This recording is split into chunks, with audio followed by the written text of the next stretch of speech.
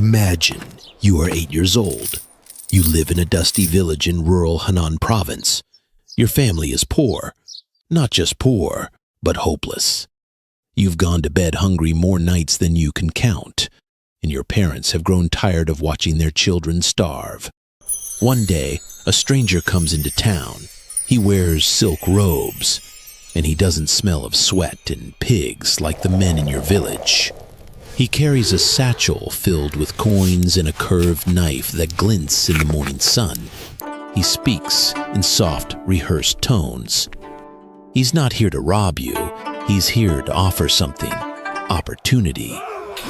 If your parents give you to him, he says, you'll be taken to Beijing, the heart of the empire, the forbidden city itself. You'll never be hungry again. You'll live in palaces of jade and marble, serve the Son of Heaven himself, and maybe one day rise high in the imperial court. All it will cost is one thing: your manhood. That night, you do not sleep. The next morning, you are taken to a small room in a run-down inn on the edge of town. The man with the silk robes prepares a bowl of rice, wine, and herbs. He tells you to drink. You obey. Then, the pain begins. No one warns you what castration truly means. There is no anesthesia, just a knife, a searing scream, a flood of blood that soaks the dirt floor. You pass out. Some boys don't wake up, but you do. When you open your eyes, you are no longer a boy. You are something else.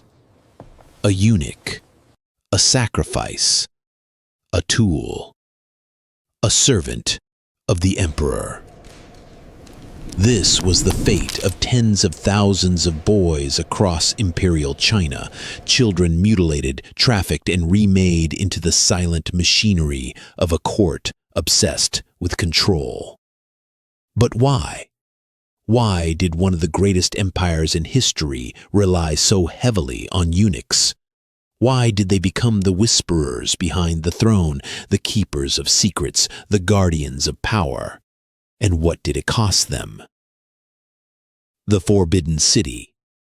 To the outside world, it was the beating heart of the Ming and Qing dynasties, an architectural marvel, home to emperors, concubines, generals, and scholars. But beneath the gold roofs and dragon-emblazoned gates was a darker reality, an empire that ran on silence. Eunuchs were essential to that silence. Because they could not produce heirs, they were trusted around the emperor's wives and concubines. Because they had no families, they were considered loyal. Because they had no manhood, they were seen as harmless. But they were not harmless, and they were never truly safe. Most eunuchs began their journey in rural provinces, sold by desperate families, or abducted outright. Castration was illegal without imperial permission. But the law was a joke. Brokers operated openly, offering money to starving families. The younger and more beautiful the boy, the higher the price. Some parents did it out of hope, believing their child would live a better life in the palace. Others did it out of cruelty. Once castrated, the boy would travel for days or weeks to reach Beijing. Many died along the way, from infection or bleeding. Those who survived would arrive at the gates of the Forbidden City and undergo another test, the Imperial Eunuch Bureau. Here the boys were stripped, examined, and registered like livestock. Their scars were inspected, their bodies weighed and measured, their teeth, skin, and features judged for signs of health and appeal. Then came the training. Palace eunuchs were not just servants. They were courtiers, librarians, musicians, torturers, spies. Every boy was assigned a role.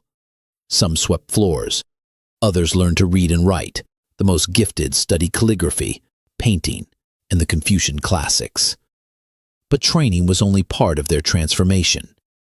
What they truly learned was obedience.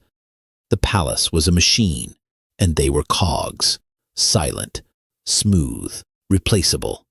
They lived in dormitories with rows of narrow beds. Every action was monitored. Speaking out of turn could mean a beating. Gossip could mean exile. Disobedience could mean death. The lucky ones found mentors, older eunuchs who had survived the system and passed on their knowledge. The unlucky ones were prey. Yes, the Forbidden City was a place of beauty, but it was also a place of exploitation. Sexual abuse was rampant, especially among younger eunuchs. With no female servants allowed in certain areas, powerful men saw the eunuchs as substitutes, playthings without the danger of scandal.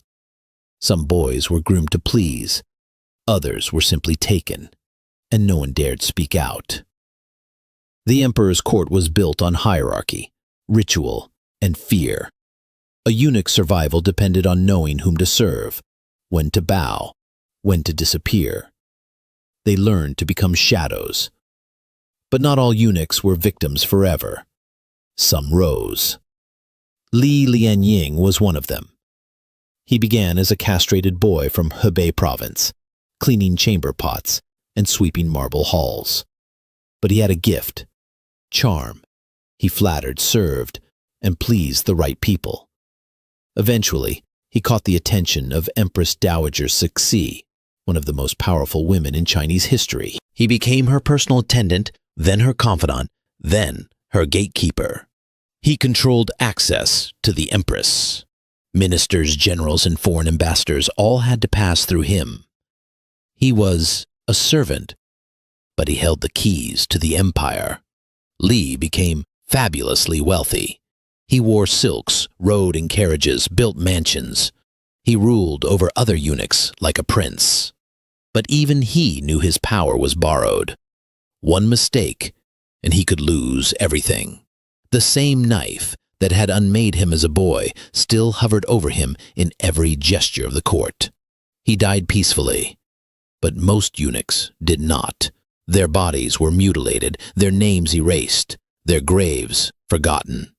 They were expendable, and they knew it. Perhaps the greatest cruelty of the eunuch system was its erasure of the self. Boys entered the palace with names, languages, families. They were given numbers, titles, functions.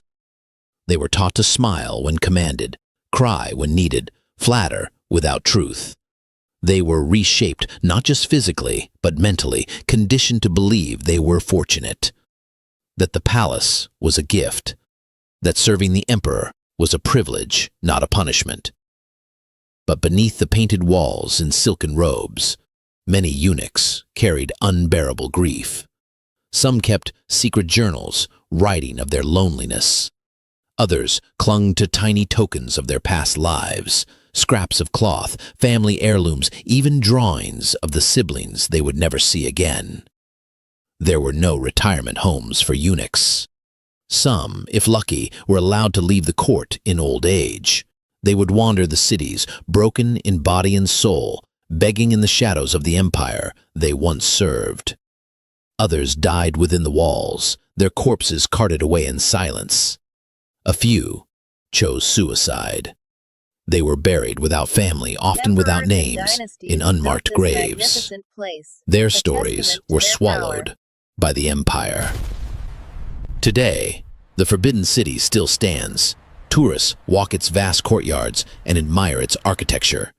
They take photos of dragon carvings and golden rooftops. They listen to guides, speak of emperors and dynasties.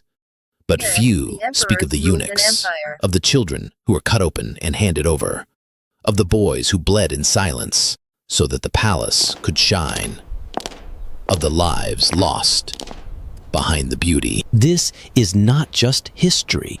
It is memory. It is testimony.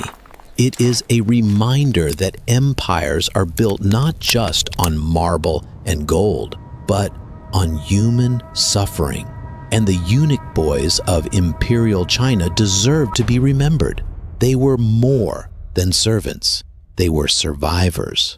And their silence still echoes in the halls they once walked.